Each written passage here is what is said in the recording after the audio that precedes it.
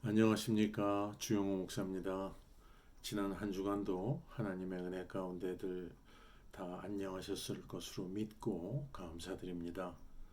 오늘은 저희가 계속해서 레위기를 살펴보는 가운데 레위기 8장 1절에서 12절에 있는 말씀을 저희가 함께 보도록 하겠습니다. 특별히 오늘 말씀의 주제는 대제사장의 위임식이라고 하는 주제로 레위 제사법의 레위기에 아론과 그 아들들을 대제사장과 또 제사장들로 세우면서 어떠한 예식으로 그 위임식이 진행되었고 그것이 오늘날 우리와 교회에게 어떠한 말씀으로 주시는가를 살펴보는 시간을 갖도록 하겠습니다. 어, 레위기 8장이 지금 방금 말씀드린 대로 제사장의 위임식이고 또 이것이 중요한 것은 오늘날의 교회가 즉 신약에 와서 제사장 족속이 된 우리 모든 성도들과 교회가 하나님 앞에 구별되어야 하는 것과 동일한 말씀이기 때문입니다. 지금까지는 제단 위에서 제물, 번제 등으로 죄의 문제를 다루기 위해서 드려진 제사에 대한 것을 보았다면 이제부터는 제사보다는 제사장에 대한 그 말씀으로 저희들이 살펴보고자 합니다. 제사장은 하나님 앞에서 회중을 대변하는 역할을 감당합니다.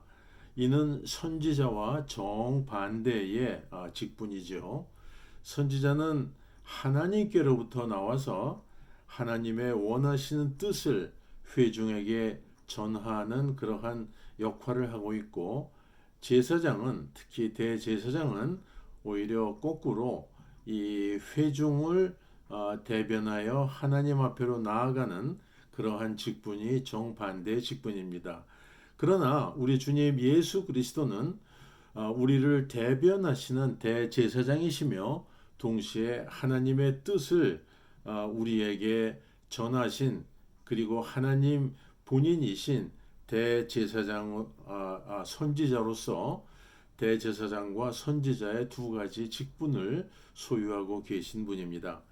오늘 본문의 1절에서 3절은 하나님께서 모세를 통하여 명령하시기를 이스라엘 회중을 회막문 앞으로 모이게 한 후에 아론과 그 아들들을 하나님의 제사장으로 위임하는 예식을 치르는 내용입니다. 아론과 그 아들들이 하나님 앞에서 죄가 없이 완벽하였던 것이 아니라 히브리서 7장 28절의 말씀을 보면은 율법은 약점을 가진 사람들을 제사장으로 세웠거니와 율법 후에 하신 맹세의 말씀은 영원히 온전케 되신 아들을 세우셨느니라 라고 하시면서 아론과 그 아들들이 약점을 가진 사람들이었지만 그들을 대제사장 그 가문으로 하나님께서 세우신 것은 앞으로 오실 주님 예수 그리스도 대제사장이신 주님 예수 그리스도를 예표하는 존재들로 세우셨기 때문입니다. 그리고 6절에 따르면 그들은 이미 번제단에서 희생을 드렸지만 그 다음에 물두멍에서 씻김을 통하여 하나님의 종들인 제사장들로서의 직분을 감당할 수 있게 된 것입니다. 우리도 주님 예수 그리스도의 보혈로 우리가 죄 씻음을 받고 하나님의 자녀들로 택함을 받았지만 그러나 우리는 끊임없이 성령 하나님으로 인하여서 우리 자신이 씻겨 나가야 하면 씻김을 받아야 하는 그러한 존재들인 것을 오늘 우리들에게 보여주고 계시는 것입니다. 그래서 우리가 오늘날도 하나님의 일을 하기 위해서는 구별되고 순수하여야 하며 깨끗해야 함을 보여주시는 말씀으로 우리가 받게 되는 것입니다. 그런데 순수하게 되고 순결하게 되는 두 가지의 방법이 있는데 이것들은 동시에 시행되어야만 한다고 성경은 말씀합니다. 즉 성령으로 새로운 피조물이 되고 동시에 하나님의 말씀으로 씻겨야 함을 에베소서 5장 26절에 이렇게 말씀합니다. 이는 곧 물로 씻어 말씀으로 깨끗하게 하사 거룩하게 하시고. 그래서 우리는 이 성령 하나님에 의하여서, 그리고 성령 하나님의 말씀인 하나님의 말씀으로 우리 자신들이 끊임없이 씻겨져야 하는 존재들임을 말씀하고 있는 것입니다. 그리고 요한일서 1장 9절은 우리가 불의에서 깨끗하게 되는 방법을 말씀해 주시는데, 즉 만일 우리가 우리 죄를 자백하면 저는 미쁘시고 의로우사 우리 죄를 사하시며 모든 불의에서 우리를 깨끗하게 하실 것이요 라고 이렇게 말씀을 하고 있습니다. 그래서 우리는 하나님 앞에 자백하고 이 회개하는 이 방법을 통하여서 우리가 불의함의 삶으로부터 깨끗하게 되는 방법을 하나님께서 요한 1서를 통하여 제시해 주고 계시는 것입니다. 그리고 오늘 본문 7절에서 9절에 걸친 말씀은 대제사장의 의복에 대하여서 또한 말씀을 하십니다. 레위 대제사장의 의복은 영원하신 대제사장 예수 그리스도를 예표하고 있습니다. 즉 아름답고 화려하고 현란한 레위 대제사장의 의복은 주님의 영광과 은혜로우심을 예표하는 것이기 때문에 그렇습니다.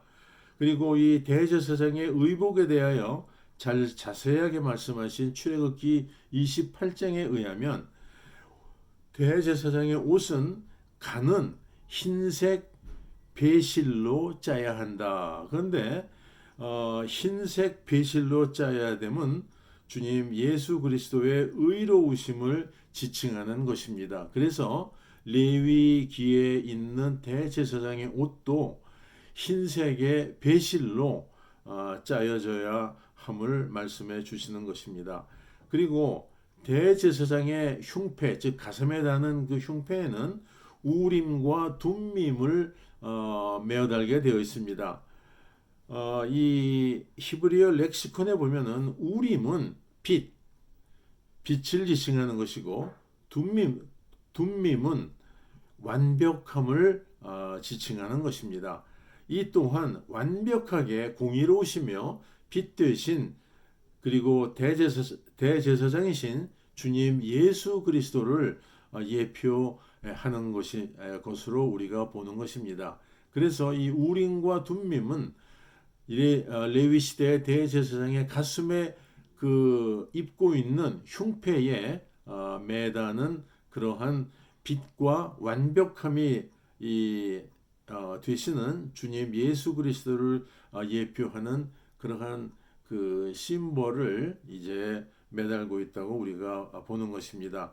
또한 대제사장은 머리에 금패를 붙인 금관을 쓰고 이스라엘을 지칭하는 12개의 그 보석들을 6개씩 왼쪽 어깨와 오른쪽 어깨에 이제 붙이고 있습니다. 그래서 그들은 이렇게 함으로 이스라엘 12지파를 지고 가는 존재임을 이제 나타내었습니다.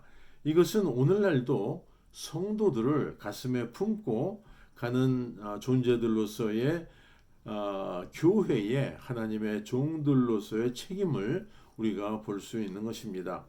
그리고 장막과 모든 기명들의 관유를 뿌리게 되어 있습니다.